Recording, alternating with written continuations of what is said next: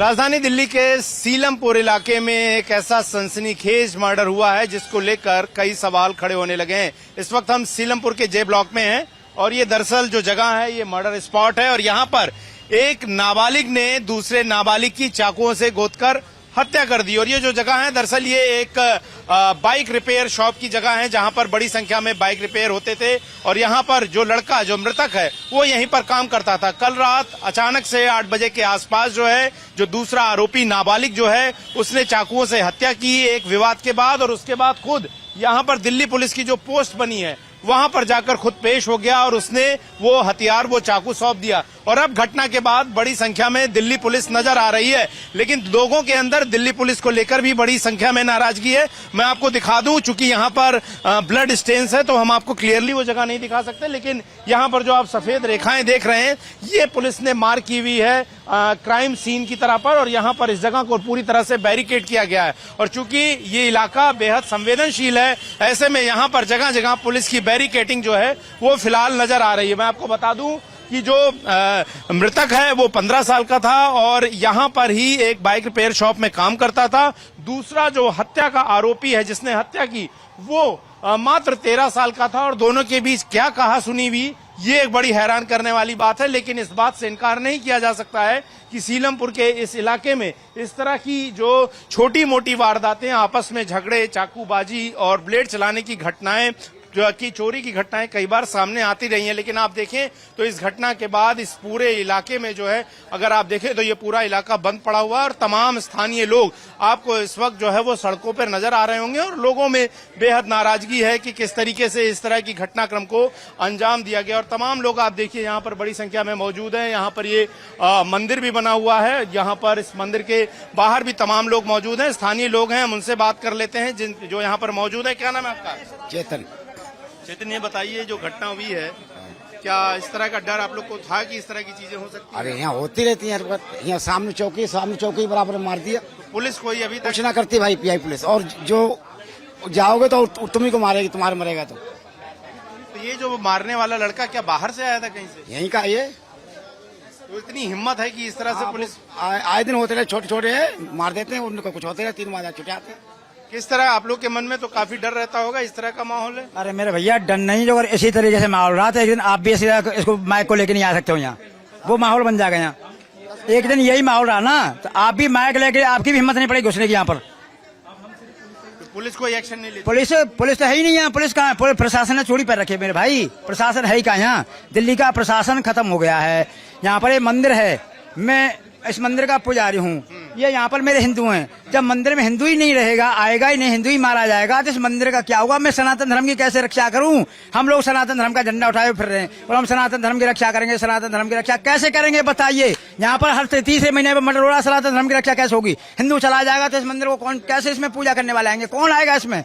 डर है हिंदू यहाँ से पलायन कर? डर नहीं है, महाडर हिंदू को यहाँ से भागना पड़ेगा। अगर यही माहौल रहा तो मैं हिंदू को भागना पड़ेगा और अब भी न्याय नहीं हुआ तो मैं इस मंदिर का ताला लगा दूंगा, किसी भी हिंदू को नहीं घुसने दूंगा। मैं कह दूंगा या तो न्याय करवाओ और नहीं तो कोई मंदिर मत घुसो। जरूरत क्या है मंदिर पूजा करने की फिर हमको? क्या नाम है पुजारी जी आपका? मेरा नाम पंडित भगवान दास शास्त्री, मैं महाराज नवकृष्णदास जी के यहाँ सेवारत रहा हूँ 20 साल। ये मंदिर का नाम क्या है? इस मंदिर का नाम है सैनी पंचायत शिव मंदिर और स्वयं सेवक संघ का मैं आदमी। जो अगर हकीकत में मोहन भागवत जी को हमारे को अगर इस बात का वो है निकाल तो आकर के वो इस बीजेपी को इतना सख्त करें जो प्रशासन के हमारी जो चोरी उतरवा करके इन पुलिस वालों की चोरी उतरवा दो, इनके हाथ में हथियार पकड़ा दो मेरे भाई, जैसे रक्षा कर सके अपनी और समाज की भी।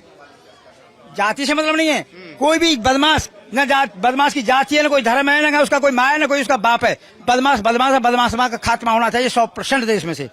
बदमाश का खात्मा होना चाहिए। और आप देखिए ये पंचायती मंदिर है और लोगों को डर है कि अगर इसी तरह से यहाँ पर जो है अपराध होते रहे तो कुछ दिन बाद यहाँ पर लोगों का मंदिर में आना जाना मुश्किल हो जाएगा, क्योंकि यहाँ पर अपराध इतने बड़े पैमाने पर होता है। लेकिन सवाल यही है, यहाँ से मुश्किल से 25-50 कदमों की दूरी पर दिल्ली पुलिस का पोस्ट है, दिल्ली पुलिस की मौजूदगी है, लेकिन इसके बावजूद क्यों लोग सुरक्षित नहीं है, ये बहुत बड़ा सवाल बना है। और भी लोग हैं, उनसे बात करते हैं। क्या नाम है आपका माता जी? पूनम।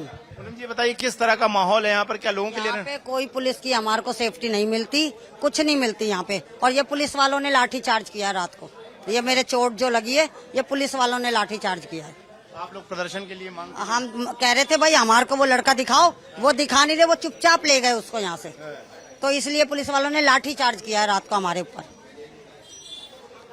तो इस तरह का माहौल है, इस तरह के आरोप हैं, लोगों की समस्याएं सामने हैं और जाहिर तौर पर चूंकि माहौल इतना गंभीर हो चला है कि यहाँ पर अब नाबालिग बच्चे जो हैं वो चाकूबाजी करके हत्याएं कर रहे हैं, तो जाहिर तौर पर दिल्ली पुलिस की कार्यशैली पर बड़े सवाल जो हैं अब खड़े हो चुके हैं। लेकिन फिलहाल जो आरोपी है उसको जो है वो एप्रीहेंड किया गया क्योंकि वो नाबालिग है, जाहिर तौर पर उसकी पहचान छुपाई जाती है। लेकिन जिस तरह का माहौल बना है वो जाहिर तौर पर बेहद चिंताजनक है। सीलमपुर के जिस जे ब्लॉक में नाबालिग की हत्या पुलिस चौकी के ठीक बगल में हुई है, वहाँ के तमाम लोग यहाँ पर मौजूद हैं, हम उनसे बात करते हैं। क्या नाम है भाई तुम्हारा? ये बताइए, आपकी तो उम्र काफी कम है, जो मरा है उसकी भी उम्र काफी कम है, नाबालिग है। किस तरह का माहौल यहाँ पर रहता है? क्या डर लगता है लोगों को आते जाते यहाँ पर? बहुत डर लगता है, बहुत ज्यादा ही डर लगता है। मेरे साथ ही रहता था बहुत ज्यादा कर। तो मैंने के अभी हम माता की चौकी रख रहे थे बीच में, तो हमने सारी बात करी थी। वो कह रहा मेरा काम है। मैंने कहा चल भाई तू काम कर ले। और वहाँ से जब मैंने देखा तो हमने मर्डर मार के सीधा पेश हो गया वहाँ पर जाके थाने में। लड़का कौन था जानते हो जो अपराध? लड़के को बताई तो नहीं रहे कौन है, कहाँ से आया है। कभी देखा तुम लोगों ने उसको? देखा भी नहीं है, ना फोटो दिखला रहे उसकी। उसका भी कल मैंने नाम यह पूछा था तो मेरे दिमाग से निकल गया। उसके भैया का भी नाम पूछा। पुलिस वाले रोज मीट खा रहे हैं बैठ के, दारू पी रहे हैं, तार वालों से पैसा ले रहे हैं, बीट वाले। उनकी शिकल पहचान लूंगा मैं बीट वालों की। एक बुलेट पे आते उन्होंने पैसा खा रहे हैं रोज डेली। वहाँ पर एक गुरुद्वारे वाली चौकी में दो दारू मीट खा रहे हैं। तो बताओ ऐसा होने लगा तो कौन जाएगा? सारे मकान खाली करके जा रहे हैं। हमारे चाचा था वो चले गए मकान खाली करके, तो हमारा कौन है यहाँ पर? और वही तो हमारे सारे साथी थे वो भी चले गए। ये अच्छी बात थोड़ी ना, ये प्रशासन कुछ कर नहीं रही। रोज दारू दे दो इनको, पैसा दे दो। अभी भी कल डीसीपी साहब का कुछ था उद्देश्य कि डीसीपी साहब ने आदेश दिया था मारने का, वहाँ पर हम पे लाठी चार्ज करी है पीछे से। डीसीपी साहब ने खुद लाठी चार्ज करी है। बताइए कुछ आदेश है हमारा उनका मारने का? हमारे पे ना कुछ आदेश दिया। हाँ माता जी, क्या नाम है आपका? प्रेमती। ये बताइए कैसा माहौल है यहाँ पर जिस तरह से बच्चों को मार दिया गया? माहौल भाई 8वीं मौत है, इस तरह थोड़ी होगा। मार दिया बच्चे को, क्यों मार दिया, किस बात पे मारा? अगर कोई वजह है तो सामने बोलो ना, या कोई वजह है या कुछ भी बात है। और ऐसे तो लोग सबके बच्चे मारे जाएंगे। गरीब लोग हैं हम लोग तो झुग्गी झोपड़ी में रहने वाले, किस तरह गुजारा करते हैं। तो भाई ऐसी मौतें होती रहेंगी तो क्या होगा? ये चौकी पास में बिल्कुल कदम से कदम मार दिया। बच्चा गरीब बच्चा था, मोटरसाइकिल का काम सीखता था, इस तरह काम चलने लगा तो कुछ नहीं होगा।